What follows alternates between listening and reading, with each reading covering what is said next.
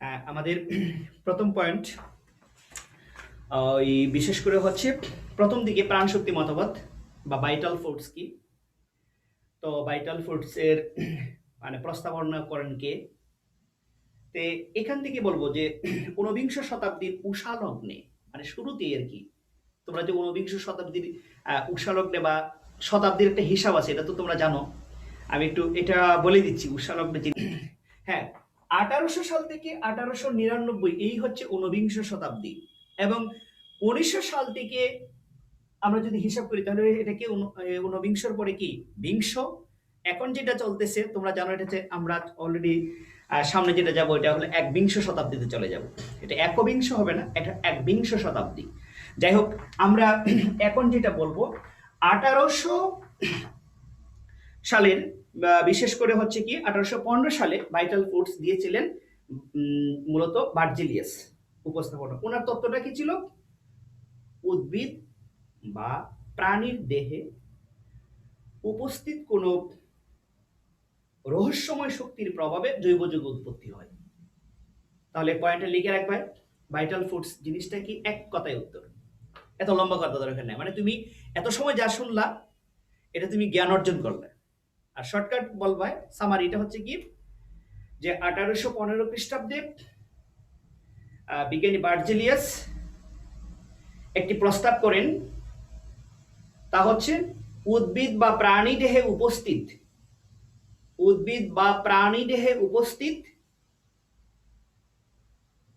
কোন রহস্যময় শক্তির প্রভাবে জৈব যৌগ উৎপন্ন হয়। আমি আবার বলতেছি 1815 খ্রিস্টাব্দে বিজ্ঞানী ভার্জিলিয়াস একটা প্রস্তাব করেন, উদ্ভিদ বা প্রাণী দেহে উপস্থিত কোন রহস্যময় শক্তির প্রভাবে জৈব যৌগ সৃষ্টি হয়। আর এই রহস্যময় শক্তি হলো ভাইটাল ফোর্স। ভাইটাল মানে হচ্ছে VITAL, ভাইটাল ফোর্স। এই শক্তিটাকে কৃত্রিমভাবে তৈরি করা সম্ভব নয়। আর ওনার প্রস্তাবটা ছিল, এক কথায় যদি বলে প্রস্তাবটা কি ছিল, উদ্ভিদ বা প্রাণী দেহ থেকে উদ্ভিদ বা প্রাণী দেহে উপস্থিত কোন রহস্যময় শক্তির প্রভাবে জৈব যৌগ উৎপন্ন হয়। এটা ছিল ওনার প্রস্তাবটা, ব্যাখ্যা বললাম।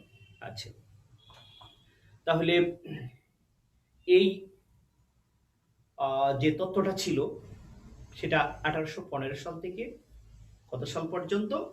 সেটা 1815 সাল থেকে 1828 সন পর্যন্ত ছিল। পরে এটা শেষ, ওনারই স্টুডেন্টরা এসে শেষ করে দিলেন।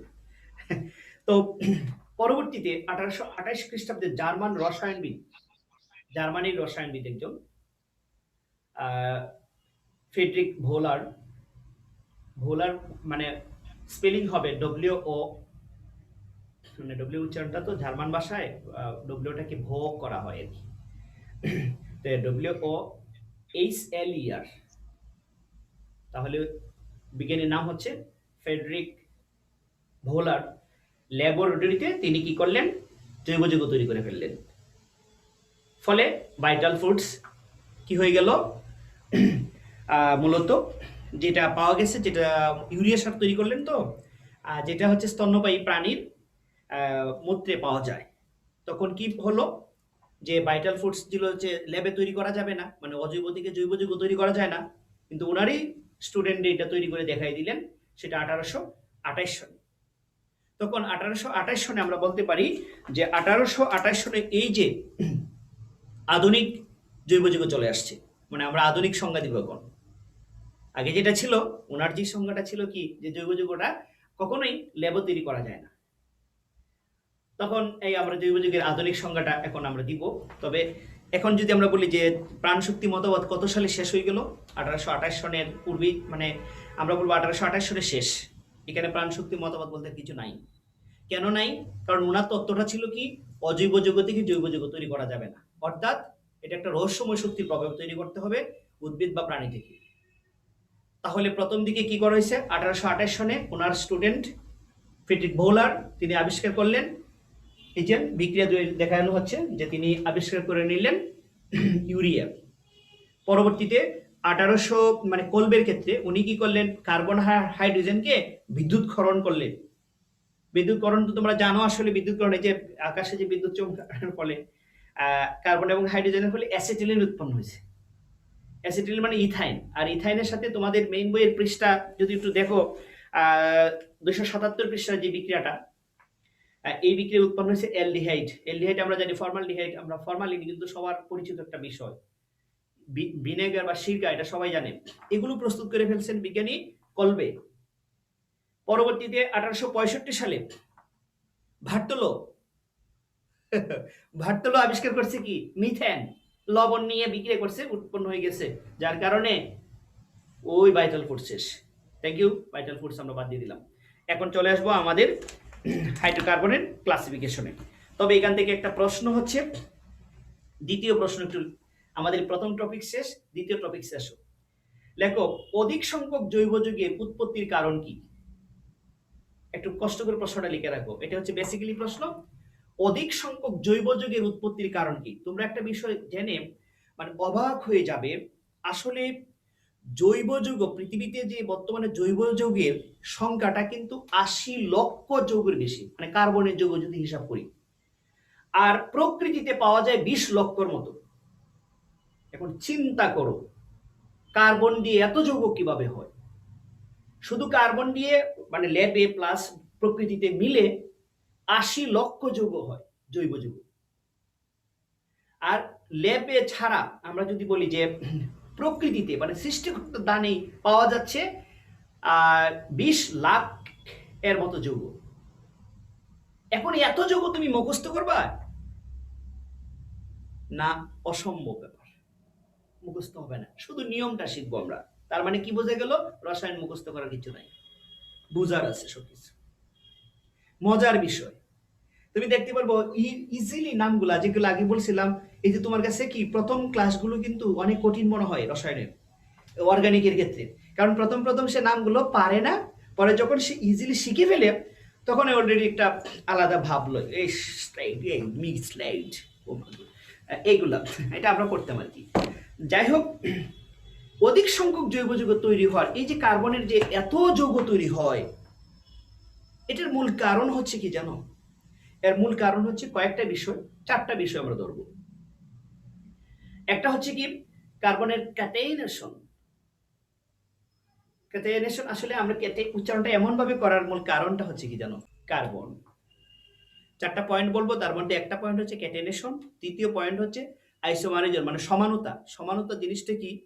ধরো একটা যৌগই আণবিক সংকেত একটা, কিন্তু বিভিন্ন গাঠনিক সংকেত হয়, এগুলো হচ্ছে সমানতা।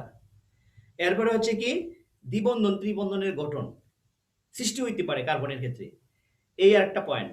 4 নম্বর পয়েন্ট হচ্ছে তার তড়িৎ ঋণাত্মকতার মান। এই 4টা পয়েন্টের জন্য এই 80 লক্ষ যৌগ হয়ে যায়। এখন প্রথম আসি ক্যাটাইনেশনের জিনিসটা কি। এই যে কার্বনগুলো দেখতেছি, এগুলা কার্বন, একটা কার্বনের হাত হচ্ছে 4টা। আমি যদি 4টা হাত দেখাই দিই, এই হিসাবটা একটু শিখবা। ধরো আমি একটা কার্বন, মাঝখানে কার্বনটা দেখাইছি, এই যে কার্বনের হাত 4টা হয়ে গেছে কিভাবে? এইদিকে এই কার্বনের সাথে একটা, এটার সাথে একটা, এবং তার বাকি 2টি হাত এই একটা, এই একটা, মানে 4টা হাত কিন্তু হয়েছে। প্রত্যেকটা ভাবে 4টা থাকে। আমি যদি সবগুলা লিখে দেখানোর দরকার নাই, আসলে কিছুটা দ্রুত আমরা করতে যাচ্ছি। মানে ক্যাটাইনেশন জিনিসটা কি? একটা কার্বন অপর একটা কার্বনের সাথে, মানে কার্বন কার্বনের সাথে তার সহজাতি বলতে নিজের সাথে কি করতে পারে? বন্ধন গঠন করতে পারে। বন্ধন গঠন করে সে কি করে? দীর্ঘ শিকল বা বলয়। দেখুন শিকল বা বলয় জিনিসটা কি? এই হচ্ছে একটা শিকল বা একটা চেন, অনেক লম্বা হতে পারে, অথবা বলয়। বলয় মানে কি? এটা লম্বা না হয়ে এইরকম চাকরিক হয়ে গেল। চাকরিকটাকে আমরা বাংলায় বলি চক্রিক বা চাকরিক, ইংলিশে বলা হয় সাইক্ল।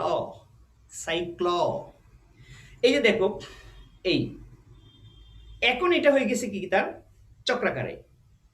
তাহলে এই কার্বনের এই নমুনা করার কারণেই এত যৌগ হয়। তাহলে ক্যাটেনেশন জিনিসটা কি? হ্যাঁ, ক্যাটেনেশনের সংজ্ঞা হবে একই মৌলের পরমাণু সমূহের মধ্যে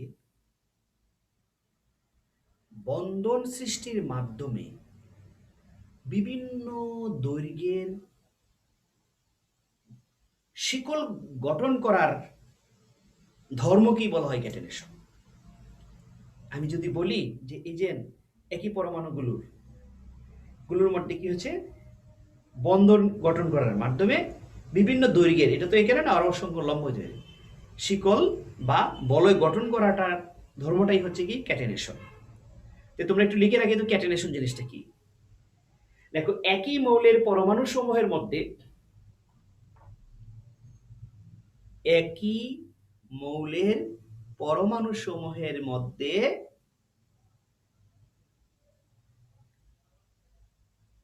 বন্ধন সৃষ্টির মাধ্যমে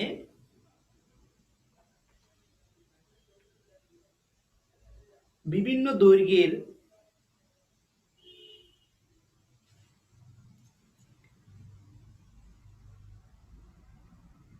শিকল গঠন করার ধর্মকেই বলা হয় ক্যাটেনেশন। বিভিন্ন দৈর্ঘ্যের শিকল গঠন করার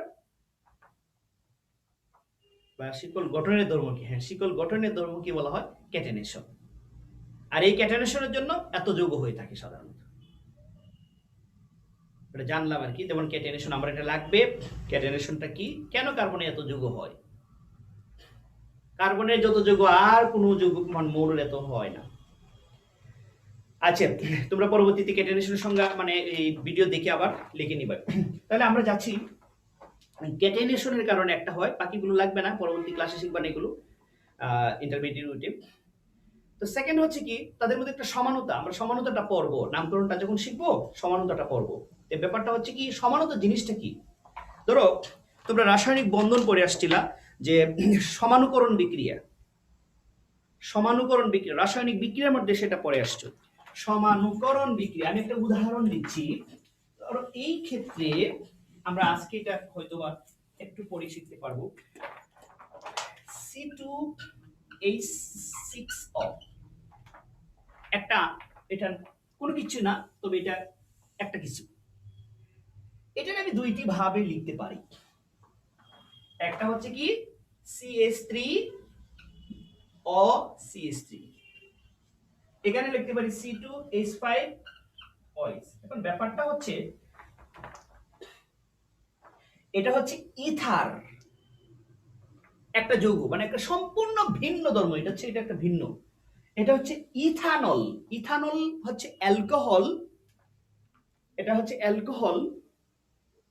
আমরা বাংলাদেশের মানুষ এটাকে মদ বলে। আর এটাও সাধারণত এটা জ্বালানি হিসেবে ব্যবহার করা যায়, বা গাড়ি ঘোড়া চালানোর জন্য জ্বালানি হিসেবে। ইথার, যেটা একটা পানিতে, যেমন ইথানল পানিতে মিশে, এটা পানিতে মিশে না, ইথানলের পানিতে দিয়ে কিন্তু দ্রবণ তৈরি করা যায়, এটা জানো। তো দুইটার, এইটার গাঠনিক, এই যে যেমন এই যৌগটাকে আমি দুইটা ভাবে লিখতে পারি। হাইড্রোজেন আছে 6টা, এই যে 3 3 6, অক্সিজেন একটা হয়, কার্বন দুইটা রয়, এই যে দুটি। এইটার ক্ষেত্রে সেম অবস্থা, 5টাকে 6টা হাইড্রোজেন, অক্সিজেন একটা, কার্বন দুইটা। তাহলে দেখা যাচ্ছে একই আণবিক সংকেত বিশিষ্ট যৌগের দুইটা ভিন্ন ভিন্ন কি হয়েছে, গাঠনিক সংকেত বিশিষ্ট যৌগ হলো। তাহলে এরা পরস্পর কি একটা অপরটার সমান, ইংলিশে বলা হয় আইসোমারিজম। আইসোমারিজম মানে ISOMERISM, আইসোমারিজম, বাংলায় হচ্ছে সমানতা। সমানতাটা হচ্ছে আমরা বলবো একই আণবিক সংকেত বিশিষ্ট একাধিক যৌগের অস্তিত্ব থাকাকে বলা হয় সমানতা।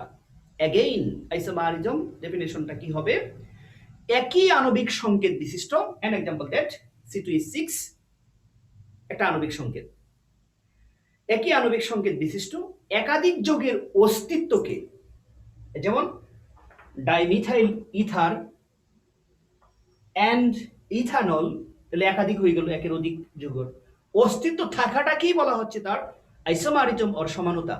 তো এই ধরনের ক্ষেত্রে আমরা দেখি, আমরা তো আসলে আমাদের যখন দর্পণের সামনে গিয়ে এইভাবে চুলটা এইভাবে দিই, মানে আমরা তাকাইলাম এইভাবে, ছবিটা আসে এইভাবে, হাতটা এইভাবে দিব, আসতেছে উল্টাভাবে।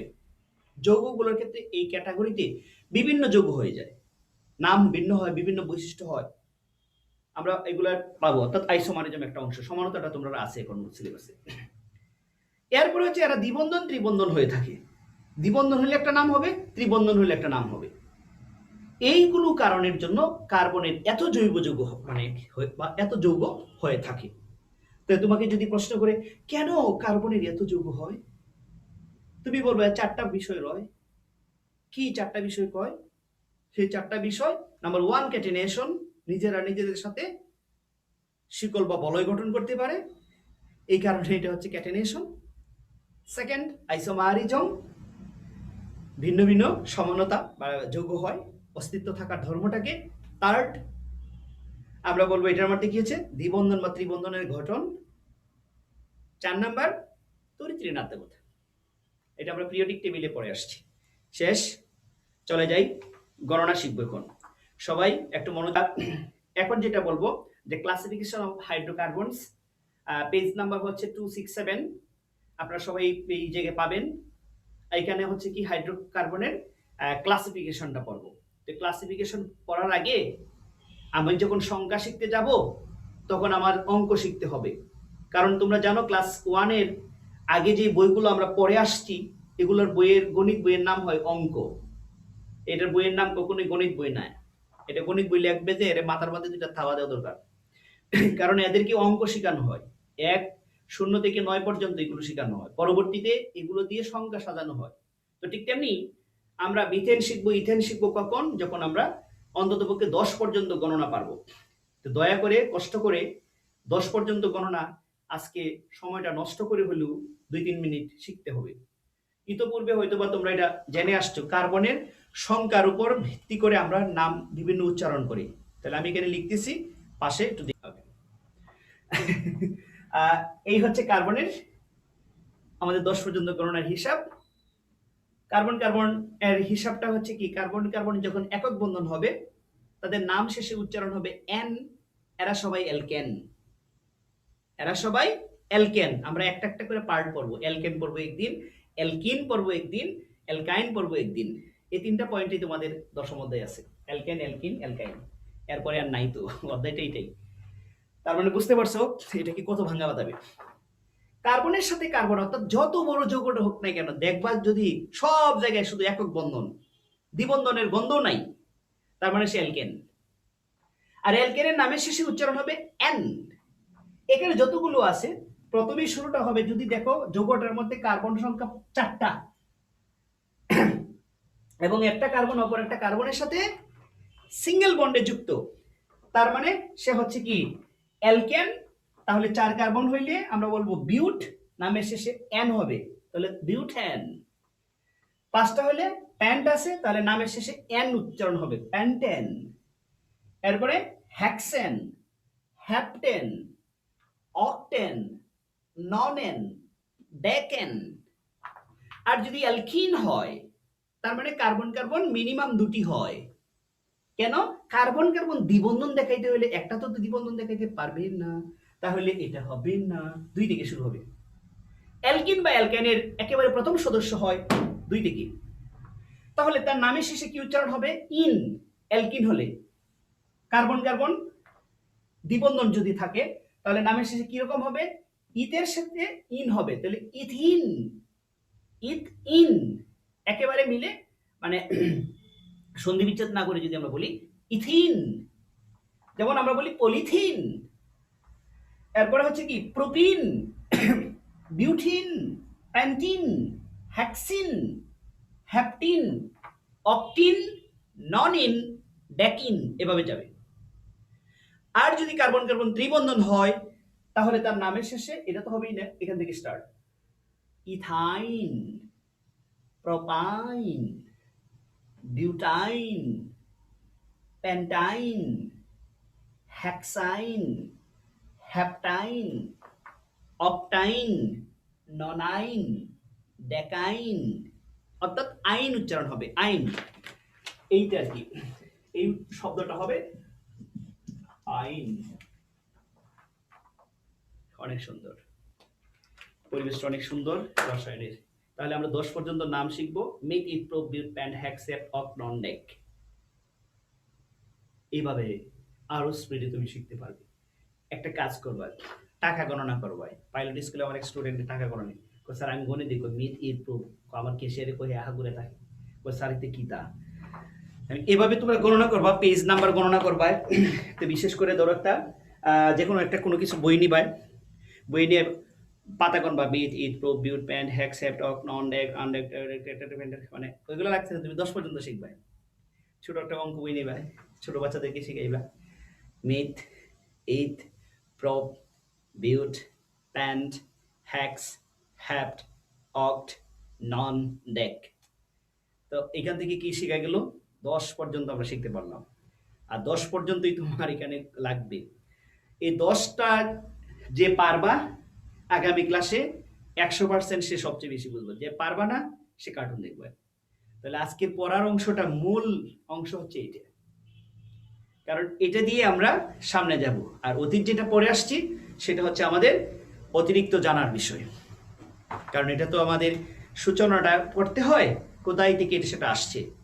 তো তোমরা এখান থেকে হোমওয়ার্কস থাকবে কোনগুলা বেশি দিদি বলে পড়বা না, এই অন্তত পক্ষে এটা পড়বা উৎসাহ উদ্দীপনায় এটাকে একটু আহরণ করে নিবে, কারণ পরবর্তীতে তোমাদের এটা আর হবে না কোনো কিছু শিখতে বারণ।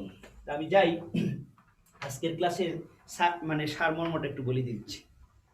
ফার্স্টে ছিল ভাইটাল ফোর্স কি, প্রাণ শক্তি মতবাদ কি। প্রাণ শক্তি মতবাদের সম্পর্কে তুমি বললা। পরবর্তীতে প্রাণ শক্তি মতবাদের পরে জৈব যুগের আধুনিক সংজ্ঞাটা আমি দিয়ে দিচ্ছি এখন। তো পরে আসতেছি যে প্রাণ শক্তি মতবাদের পরে যেটা আসছে ভাইটাল ফোর্স কখন শেষ হয়ে গেল 1828 সনে। তখন পরের প্রশ্নটা আসছে কি বলে এটাকে, জৈব যুগে এত বেশি গঠন মানে কার্বনের এত যৌগ কেন? খাঁটি বাংলায় যদি বলি কার্বনেরই কেন একাই এত যৌগ?